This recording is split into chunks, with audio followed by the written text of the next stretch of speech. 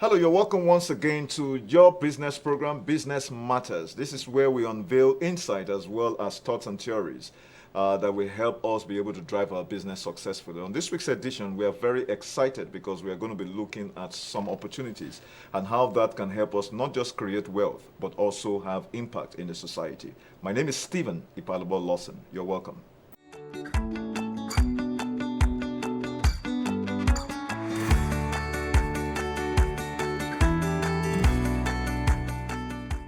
The world of business offers so many opportunities. Nigeria, as a matter of fact, has an economic landscape that has so much opportunities that has not been tapped into. These are some of the things we would like to unveil on this week's edition. So please stay tuned. Let's have our business update.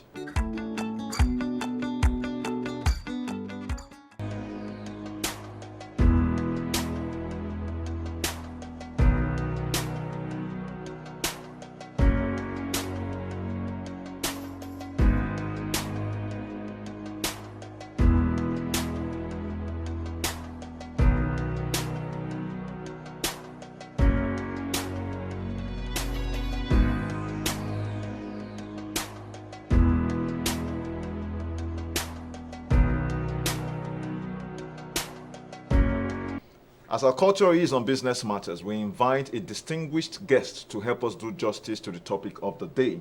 And the topic of today is unveiling investment opportunities and strategies for growth in 2024. And my guest is no other person than a distinguished lady who, as a matter of fact, is a leader, an embodiment of what you call an excellent entrepreneurial spirit. She attended the prestigious Home Science Association in Ikoyi, as well as the Federal Government Girls College in Oyo State. She briefly studied at the University of Jos to obtain a diploma in law, but couldn't complete due to some of the crises that were unfolding in Jos at that time. However, she proceeded to Bowen University in Osun State, where she earned a bachelor's in sociology in the year 2007. She also obtained a master's in human resource management from the University of Salford, England, and recently she completed a Harvard Business School online certificate course in disruptive strategy. She also is slated to conclude a PhD program in international agribusiness by 2025 at the Leeds University, Ibadan, here in Nigeria.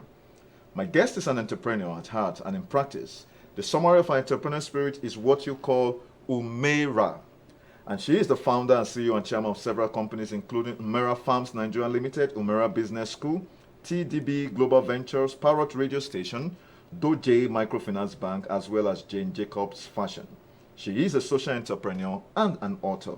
She has great passion that focuses on empowering disadvantaged women and transforming them into successful entrepreneurs through her initiative called the CEO Women. She is also an author who has published the book, The Rich Christians and 9 Strategies Business Startup Fail to Recognize. She's a wonderful award recipient who has received an honorary professional fellowship of doctorate in business management from the Chartered Institute of Public Resources Management and Politics in Ghana, as well as some other definite awards. She is a fellow member of the Institute of Corporate Administration here in Nigeria and a fellow of the Chartered Institute of Public Resources Management and Politics in Ghana. She is a Lions Club member at the OGBOMOSHO chapter. I'm talking about no other person than Olamide Alao Akala. You're welcome, madam. How are you? Thank you very much for having me. You know, I'm so inspired and impressed with what you've done so much, to the fact that when we saw what you were doing, we had to have you as one of our guests on Business Matters. Business Matters, like you're aware, is a business platform that helps to unveil practical insight that businesses can actually help, that can actually, imbibe to help them run their business. And we're looking at investment opportunities, strategies for the year 2024. Now, if you look at the evolving economic landscape that we have here in Nigeria, as a brief summary, what areas of investment do you think businesses should be able to look at, either as a startup or in terms of diversification or expansion? Okay, so first and foremost, I'm going to make a comment about all that you just read. That was just a lot. And I was beginning to wonder, did you have to read that? So the people need to know we have quality guests on this program. It doesn't come easy. Okay, so basically, Nigeria is a consumer economy, and we're so many It's a largely populated country. That's true. You find a lot of foreigners coming in here, coming to take advantage of the population. You see foreign companies come to Nigeria to make chin-chin. True. Which is what we make. Locally, as a matter of fact, exactly, yes. Which is what they must have learned from the local people. Because they realized, if a foreigner can come into this country and see that the population like to consume chin-chin and goes ahead to learn how to make chin-chin from the locals, sets up a company and starts to sell chin-chin to the same local people. Some local people. It's just to let you know that there are opportunities in this country. Just about 2 weeks ago, a friend of mine was complaining, oh, the Nigerian economy is terrible, the Nigerian economy is bad, is this. I said, look, the economy might get worse, might be bad, people will still consume. That's true.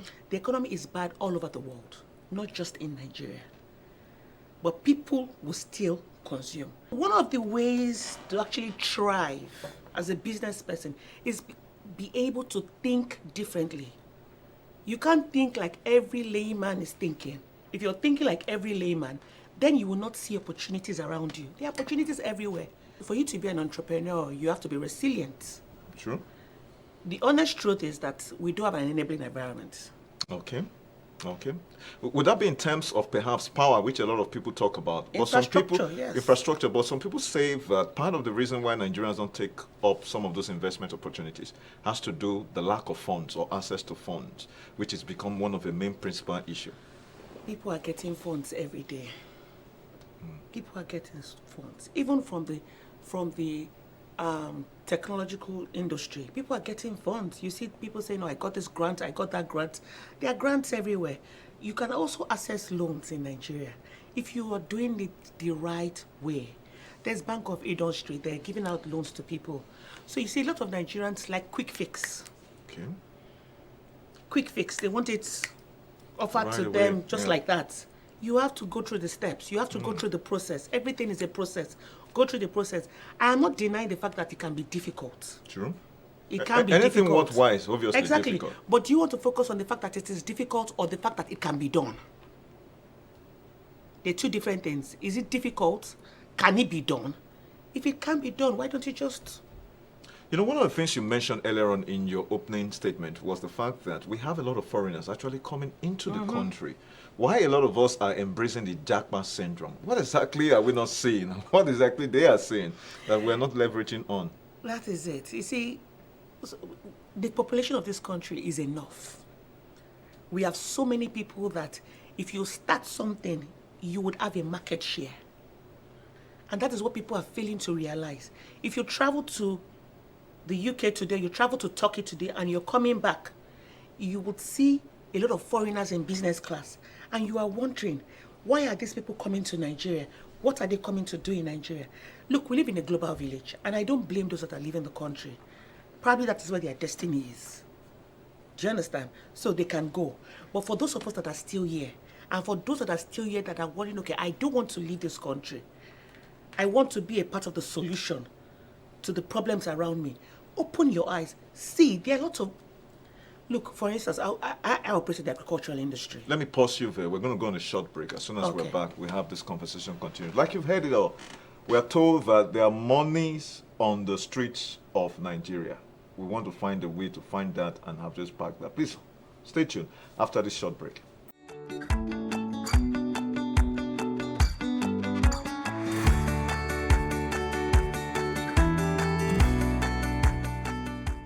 All right, welcome back. If you've just joined us, this is Business Matters, and we are discussing a topic on unveiling investment opportunities and strategies for growth in 2024. And with me in the studio is no other person than Olamide Alao Akala. And before we went on the break, Olamide, we were talking about some of those investment opportunities that we need to look at.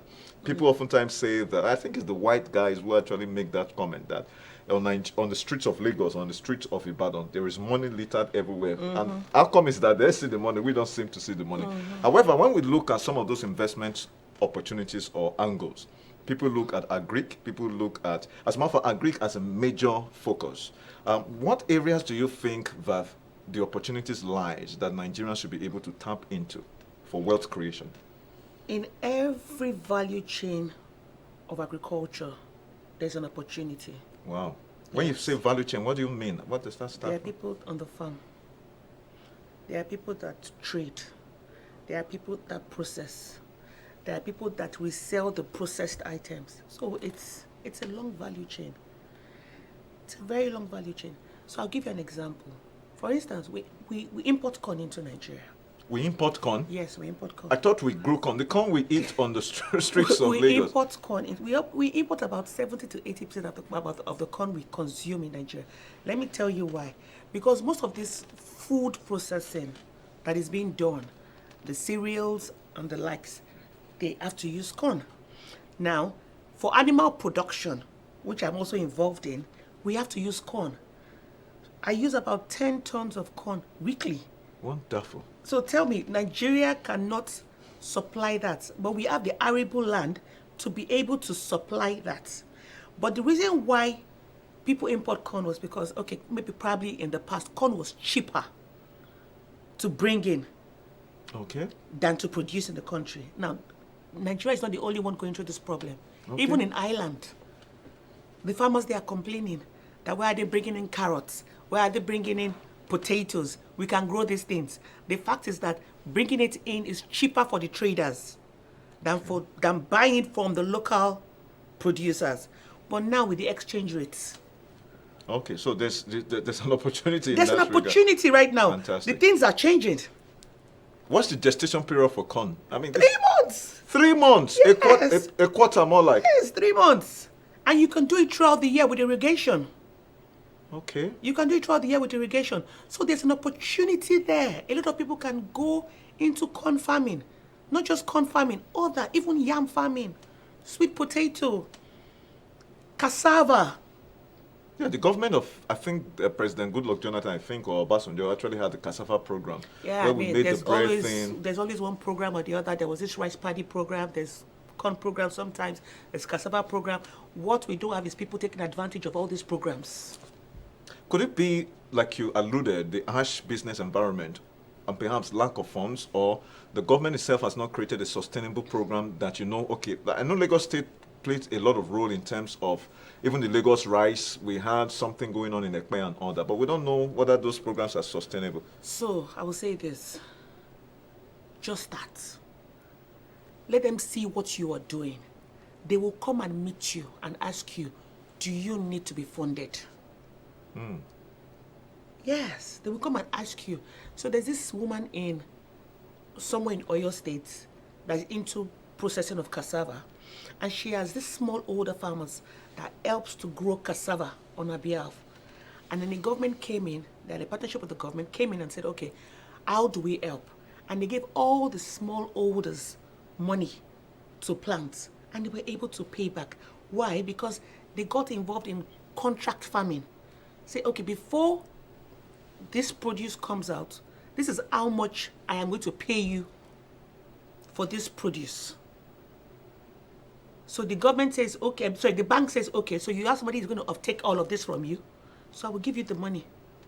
Okay, the lady is the off-taker. She's the off-taker from all the farmers. So this lady is saying, okay, I will off-take all of this cassava from you. And the government is saying, okay, if this one is ready to off-take at this price, then we will give you this funding to be able to do this. Fantastic. And this is operational in Nigeria? They are operational in Nigeria. How come is that some of us are not even You can also look for private funding. See, there are people out there that want to get involved in agriculture, but they don't want to get their hands dirty. I have a lot of people that have come to meet me and say, okay, we want to get involved in agriculture because we grow cashew too. We want to get involved, but I don't want to be there. And I say, okay, no problem. Bring your money. I would help you do it. What other cash crops can we look at in terms of investment? I mean, you've mentioned corn palm oil. Okay, palm oil. Palm oil is palm kernel. That's a cash crop. Cocoa is a cash crop. Okay. Cashew, cash crop. All growing in Nigeria. All growing in Nigeria. So talking about the corn, let's dwell a little bit on that because the foreign exchange has created an imbalance. Yes, an imbalance. So when you look at that, what does a person or a business entrepreneur, somebody who is watching, will say, okay, let me explore this corn in the next 1 year. What do I need to have in place as a startup to be able to look at that? What areas of the country do you think not even Corn grows everywhere in Nigeria. Wow. I think the first thing is invest in yourself. Understand what it takes to do this business. How do I go about it? So you don't make mistakes.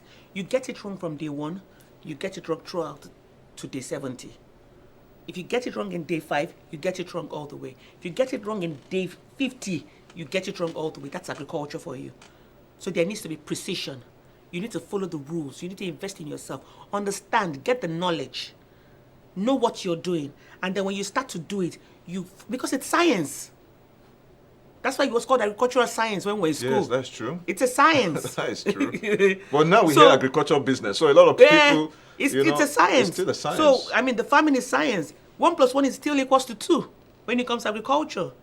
So if you tell, don't worry, I don't need to put this, I don't need to put this herbicides today, or I need to wait for, I can do it in 3 days. You're making a big mistake. Don't feed your birds for 2 days and see what will happen to your egg production, or see what will happen to your broiler production. So it's science. So you have to first and foremost understand what it entails to grow maize. You have to understand the seeds, the varieties of seeds that are available in the market, what it would give you, the returns it will give you. You have to do soil testing to understand the pH level of the soil. So if I put my corn in this kind of soil, what's the expected yield? Because you can go to the market and they just say, oh, if you buy this variety, you can get up to 70 tons. And then you put it in the soil, and you don't get 70 tons, you get 10 tons. And you go back and start shouting, you get 10 tons. It's simply because you have missed it somewhere. You have missed it somewhere. So if you test your soil and you know what your soil is lacking, the nutrient is lacking, you're able to supplement the nutrients so that you're able to get the amount of yield that you're supposed to get. So first and foremost, invest in yourself. Get the knowledge. Are there mentorship programs out there? I mean, do you have to go to school or university or something? Because You don't have to go to university. You just there's online technology there's platforms. there's nothing you want to do that somebody else is not doing. Look for a mentor in the field. If you say today you want to grow maize, look for a mentor. You want to start a soap making factory, look for a mentor. Yeah, but some people get the impression that Nigerians don't seem to want to support one another because of the competitive drive. Go on YouTube or something of No, that there are nature. people out there that will still support. I support people. I mean, the sky is large enough for everybody to fly. So why? Why won't you want to help others? If people that are not helping others are really not growing. If you don't help others, you cannot grow. You heard that. If you don't help others, you aren't growing. You want to grow? Well, better begin to support. Because it's important. The sky is, I mean, the demand and the supply, there's obviously a huge variance. So if we have so much. I think we need to focus more on speaking about the value systems we hold as a people. Because when we get that right, we're able to get every other thing right. You can't hold knowledge. Knowledge is very important for a community to grow, not just a person, for a community to grow. And that is what we need as a country to also grow. So if you want to get into any industry, you need to ask those that have been there before you, how is it being done?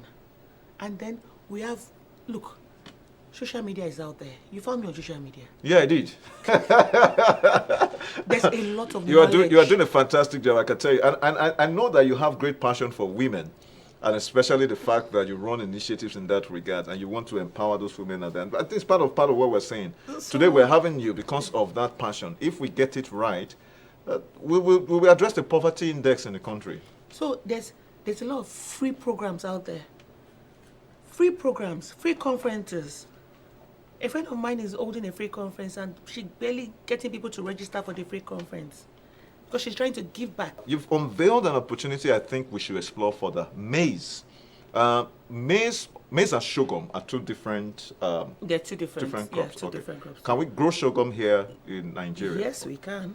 Because I know, for example, in the breweries and the rest of that, they use that as a millet as well. Yes, we can. I mean, during the war, the Russia-Ukraine war, we had the story of grains. Yeah, that affected the exports. How is it that international business trade? How is it that Ukraine supplies the world. Can Nigeria, So take off that opportunity? they can take up the opportunity. Now you see, those people have decided to focus on those grains, and they've done it, expended so much on it, and do it in a very large scale. To be able to supply the global market. Very large scale. Wow. They pay you to be they pay people to become farmers. They pay people to become farmers. Now I said this, Nigeria is actually a bit ash. I mean, which business environment is not ash? Even in the United States. But it's reality, Even in the yes. United States is ash, you understand? You have to be a shark to be able to get into most of these industries. But like I said before, the enabling environment is not really there. Okay. You understand? And I think that they're working on trying to make it The government better. should be able to look at no, that. they're It's working important. on. They're actually working on it to make it better for us, and people should be able to take advantage even before the government has done it. So those people have taken advantage of what they have. They know they can't grow cash crops. They know they can't grow all of these things. So they focus on what they can grow and give it to the world. At a very, business is a game of numbers. True. So somebody who has over 1 million can afford to sell lower than somebody who has 1 Just or true. 2 Yes, or 10. that's true. That's You understand? comparative So factors. it's a game of numbers. It's true. So they've been able to work on that to see that, okay, if we can produce this much, we can sell this less. And that's one of the reasons why, even I gave an example of Ireland that also imports food that they can grow in their country because it is cheaper. It is cheaper. But for us, there is an advantage in terms There is an of advantage, of even with farming our for cash crops. Cash crops as well. So you see, the reason why I said cash crops now is because what we need for the government to just do for us is put some regulations in place. We need to be determining the price of our produce. We don't need the foreigners. We don't need some board sitting outside of this country telling us how much our cashew is worth, how much our cocoa is worth, how much our palm is worth. No. We need to determine the price ourselves. And by the time we start determining the price, you'll be shocked. People will go back into agriculture. Well. Olamide, People will swing into it. That is amazing. Unfortunately, time is never our friend. But that's a very wonderful way to wrap up this particular interview. And I'm very sure we are going to have a part 2 because the investment this thing has so much more. But, if I were to give you the opportunity, like you've just done, to speak directly to the president himself, yes, what advice, what recommendation will you give, especially with some of the opportunities that we have here in Nigeria? So I would say this. I would say that the government should just give us an enabling environment where farmers are protected, where there are regulations and policies that help to attract people into the agribusiness. And I will also say that these policies should be allowed to breathe. Because there are times when the government has created policies for we farmers and the policies did not last 2-3 years and it's changed again. It affects us. It does affect us. So policies, regulations that would help us and also attract people into the agribusiness. Thank you. All right, thank you so very much, Olamide Alao Akala. I mean, this is amazing, and I think this year we started on a very good note. We've been having fantastic guests in the studio who, as a matter of fact, have been telling us similar stories, but in a diversified way. And it's glad that today we've just discovered, you guys out there, you've heard it all. There is an opportunity in maize, right? Corn, maize and corn, those are the same thing. Maize and corn, the same thing. All right, you heard that. So go out there, do what is right, find a mentor, go through, do the necessary thing you need to do. And I'm very sure those lands are out there for you to be able to explore so that we begin to not address poverty alone. We'll begin to earn foreign exchange. Of course, this can be exported as well. Oh, yes. Oh, fantastic. So you can imagine that. If we are importing it, why can't we export Oh, it? fantastic. You heard that from the horse's man. So viewers, there's so much we can take. So I hope that next time when we invite you, you will give us the great honor and honor us, madam. I will, definitely. Thank you so very much. Anyway, viewers, there's so much we can take on the interview segment. Please stay tuned after this short break.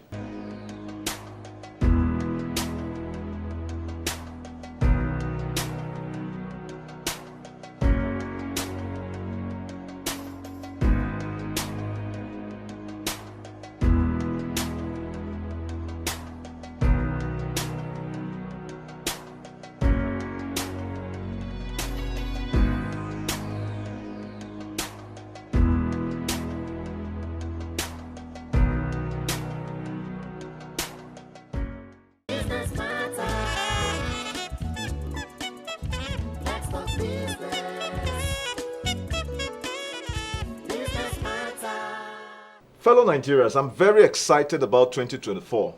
Regardless of the challenges that we are facing, we are glad here on Business Matters we bring to you opportunities that can help you address those challenges. Like I said earlier on at the interview, there is a huge opportunity in agribusiness, and we have just let a secret out of the bag. Corn, maize, you want to go and explore that. Until I come your way again next week, please stay tuned. My name is Stephen Ipalabo Lawson. Bye-bye for now.